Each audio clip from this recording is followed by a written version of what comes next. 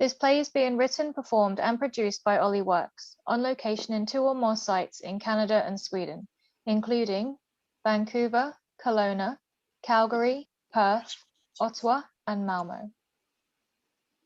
Act 1, Scene 1, Dramatis Personae. Alice Ford, a woman about 40 years. She is in Windsor, UK, at her small home.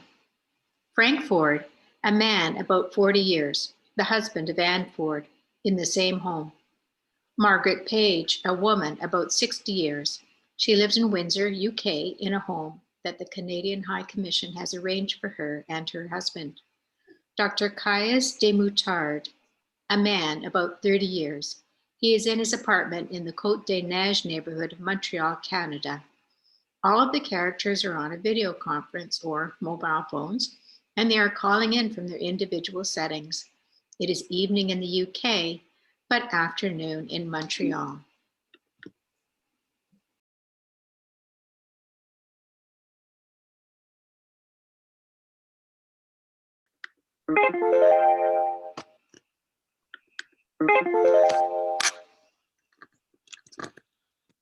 Hello, Margaret.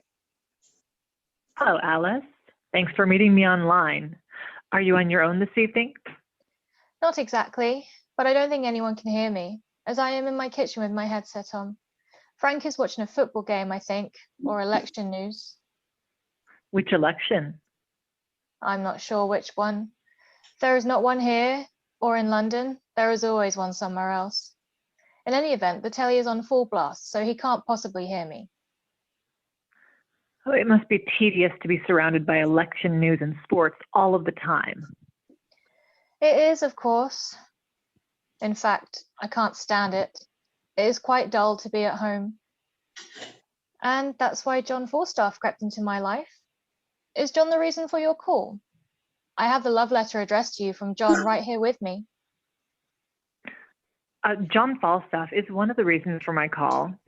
I'm still annoyed with him. Imagine the very same letter written to you, word for word. How could he? He has been pursuing me for weeks, romancing me as a type of poet or minstrel. Yes, well... Sending identical versions of his love letters. It's like he is marketing to us, that rascal. For all we know, he has a long list. Well, as a marketing man, he's not terribly convincing. Well, in my opinion, he has demonstrated a distinct lack of originality. That I agree with. Sometimes he seems at a loss for words, though copying his own love letters seems a bit extreme, I guess. Maybe he has writer's block. Maybe he was drunk. Possibly. Likely. If only he weren't so adorable. Oh, he's such a seductive charmer. That wily old goat.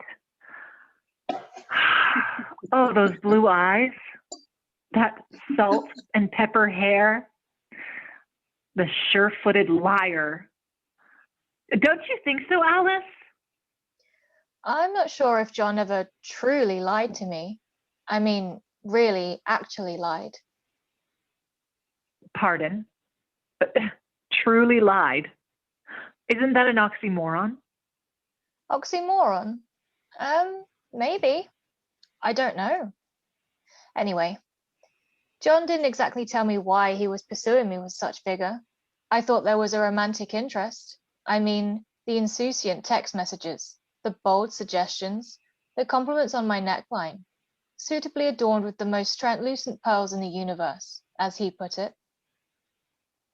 To be honest, Margaret, I had no wish to confront him with lying, when actually I was contemplating having an affair with him. An affair? I just don't know, Margaret. John Falstaff is a bit of a mystery to me.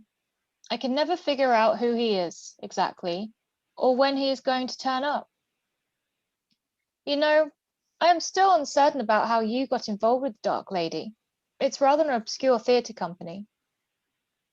I found out about it from my husband. There was a request for volunteers. Does your husband mind if you participate? But George, not at all. He is always occupied by work, day and night, and seems delighted that I am busy and out of his way. I gather Frank doesn't feel the same way? I'm afraid he doesn't, and I have to keep my theatre life a secret. I had to lie a bit, and before the pandemic, I told him I had late night experiments to do at the lab on Wednesday nights. That sounds terrible. Can he not see you need a creative life on your own? I'm not sure what the problem is. Would you mind if I patch in a colleague who is working in the biotech area? He wanted to meet you. Sorry, Alice, it's last minute. Wait, here he is. Bonsoir, good evening. Alice, let me introduce you to Chaos. Chaos Alice, Alice Chaos. It is my distinctive pleasure, mademoiselle. It is not exactly the way you say it, Margaret. Mon nom est Caius. My name is Caius with an E sound.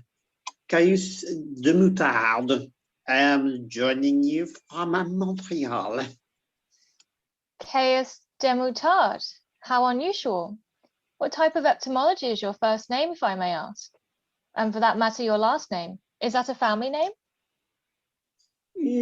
My first name is a Latin name. It was my father's demand. He was not given a choice about my family name. De Moutarde is from my mother's side. In Quebec, women are not allowed to change their family or surnames when they get married.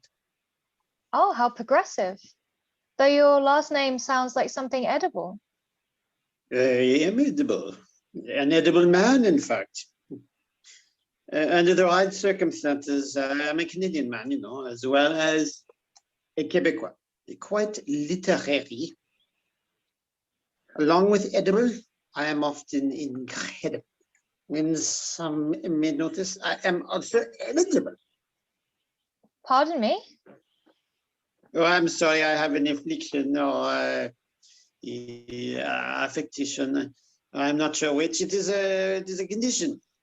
I cannot always prevent myself from rhyming, chiming, or combining words. But truly, it is not meant to offend or pretend. I have a rare genetic disease. It's better, or it is for better or worse. Very low priority for the medical establishment. Some regard the problem as enchanting, charming, even endearing. And some, well, they have suggested I go into sales.